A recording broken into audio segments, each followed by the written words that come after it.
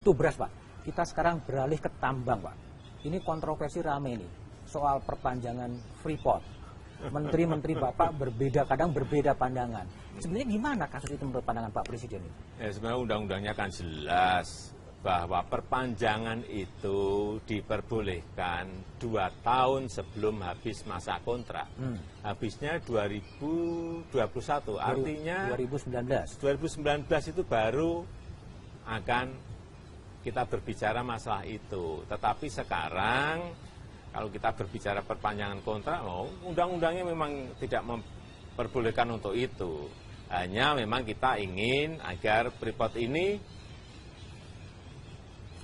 divestasinya seperti apa. Itu harus mulai dibicarakan dari sekarang dong. Kemudian masalah yang berkaitan dengan pembangunan industri smelter. Jangan sampai dibawa dalam bentuk mentahan. Harus ada industrinya di Papua atau di Indonesia. Yang ketiga, masalah lokal konten. Penggunaan barang-barang produk dalam negeri ini harus dibicarakan.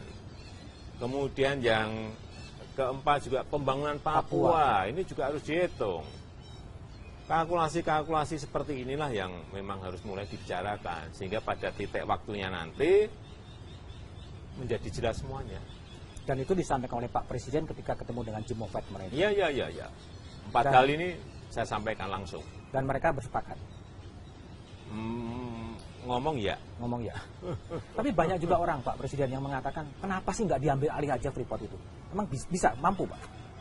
Ini kita berbicara padanya. Tambang itu tambang yang besar. Perlu keahlian-keahlian yang sebetulnya sudah kita punyai dalam berproduksi. Tetapi modal untuk menggerakkan itu kan juga ratusan triliun. Kemampuan kita seperti apa kan juga harus kita ukur. Pertama masalah modal. Yang kedua kita bisa berproduksi, bisa menguasai produksinya. Tetapi pemasarannya dengan jutaan ton. Apakah kita punya kemampuan, jaringan kita, membuat jaringan marketing seperti itu kan tidak gampang. Dan kita memang sekarang ini membutuhkan investasi. Artinya yang paling penting menurut saya, royalti untuk pemerintah harus meningkat. Berapa? 4%? Dan pada posisi wajar. Hitung-hitungannya saya belum diberikan dari kementerian. Yang kedua juga masalah pajak. Ini harus juga jelas. Kemudian yang ketiga, kontribusi terhadap lapangan kerja.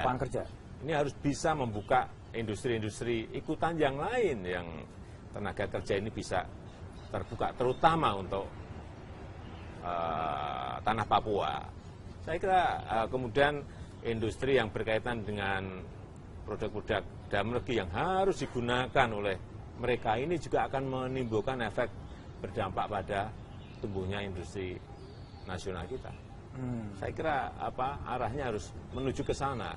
Jangan kita diatur-atur, kita yang harus mengatur.